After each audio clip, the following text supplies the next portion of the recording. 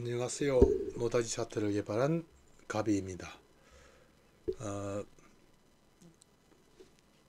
제가 S&P를 주로 거래를 하기 때문에 S&P만 일단 적용하는, 시험 적용하는 보조 지표를 몇 가지 소개해 드리고자 합니다.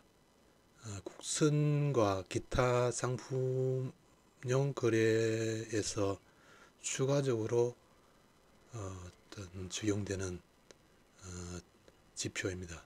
지표라기보다는 좀 더 상황 판단을 좀 쉽게 하기 위해서 일단은 시험 적용을 해봤고, 향후에는 뭐 국선과 S&P 외에 다른 해외 선물의 상품에도 같이 적용할까 합니다. 현재로서는 S&P만 적용했는데, 일단 그 설정 방법에 대해서 차트를 설치하고 그 설정 방법에 대해서 조금 설명을 해 둘까 합니다. 일일이 전화상으로 설명하는 것보다는 동영상으로 보시면 되지 않을까 싶습니다. 일단은 기본 전체의 틀은 뭐 99% 똑같습니다. 같은데 일단 지표를 한번 눌러보시면은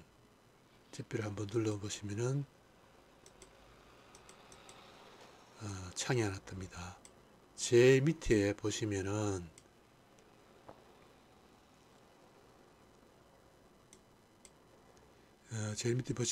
아래에서 네 가지는 시스템 소리 선택입니다. 이거는 국선과 다른 선물 지표에도 다 적용이 되는 거고, 그게 시그널 음성을 적용하는 서비스인데 선택 사항입니다. 그죠? 1을 선택하면 소리가 날 것이고, 제로를 선택하면 일단은 자동 리딩 음성이 사라집니다. 거기에 추가로 이제 S&P만 적용된 것이 아래에서 5개, 그죠? 아래에서 5개, 20, 40, 200으로 기본 설정되어 있습니다.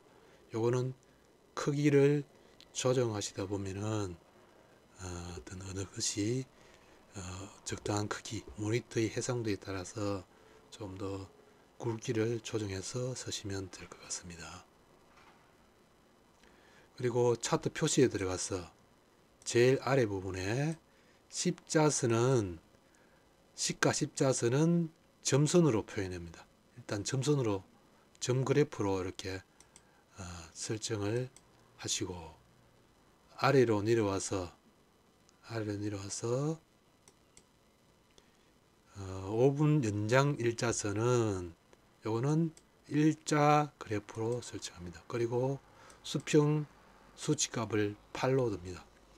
수평 수치값을 8로 두는 것은 8개 봉 정도 우측으로 시프트 된다, 이렇게 보시면 되겠죠. 그래서 그렇게 설정하고 확인 누르면 되겠죠.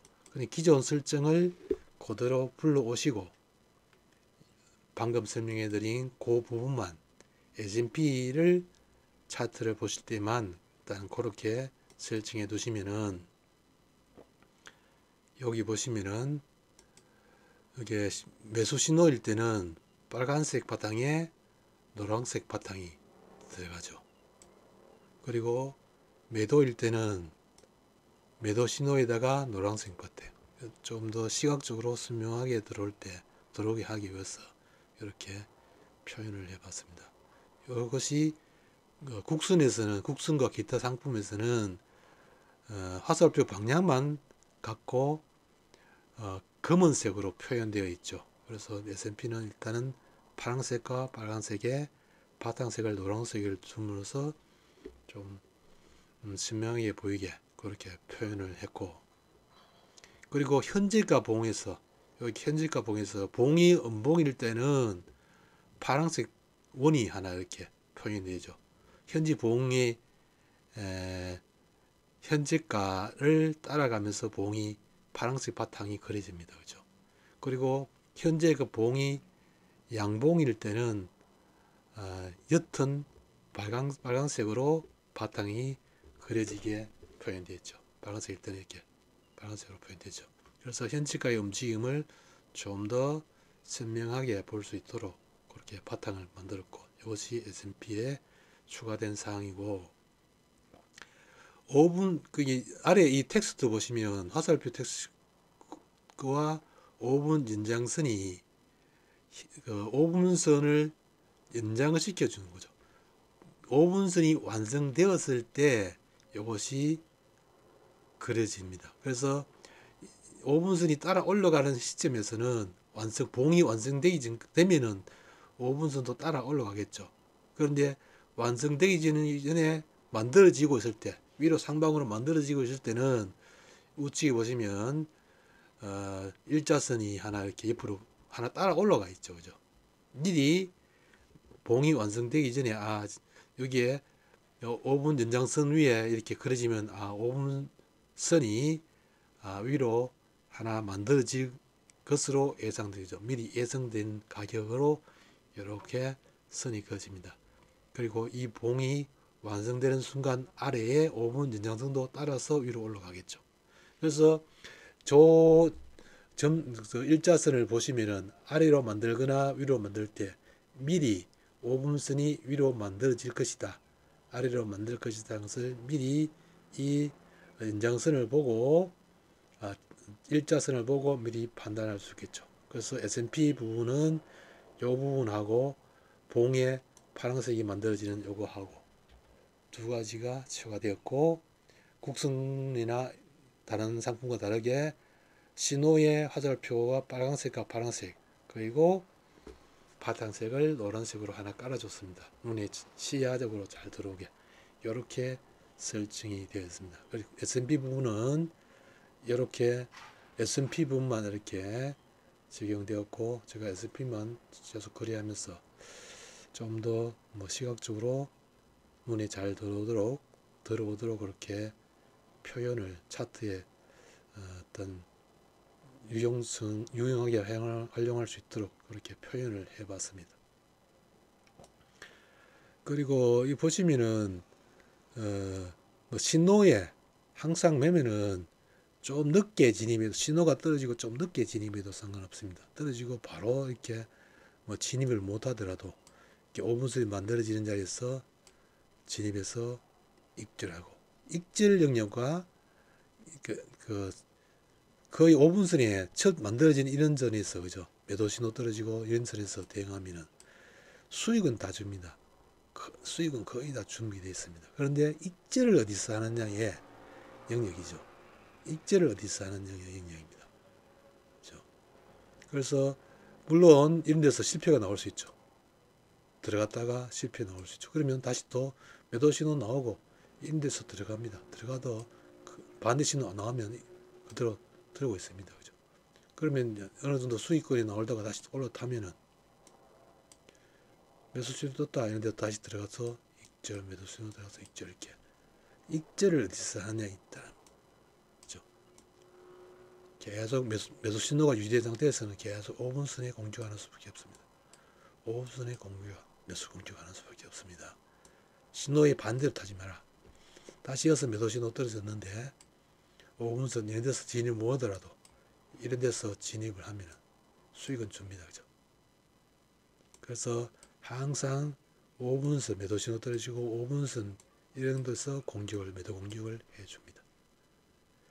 그래서 진입의 영역은 항상 매도 신호든 매수 신호든 신호가 발생하고 그 신규로 만들어지는 5분선에서 매도 신호가 발생하고 신규가 만들어진 5분선에서 대응을 해서 익절 자리를 노린다. 매수 신호가 발생하고 신규가 떨어지는 5분선 자리에서 항상 매수의 자리를 노린다. 그 원칙만 지킨다면은 나머지는 이제 진입의 자리는 결정했습니다. 그죠? 우리는 파생상품 매매를 잘 하기 위해서는 두 가지를 달아야 되죠. 좋은 가격, 경쟁력 있는 가격. 자기가 진입해서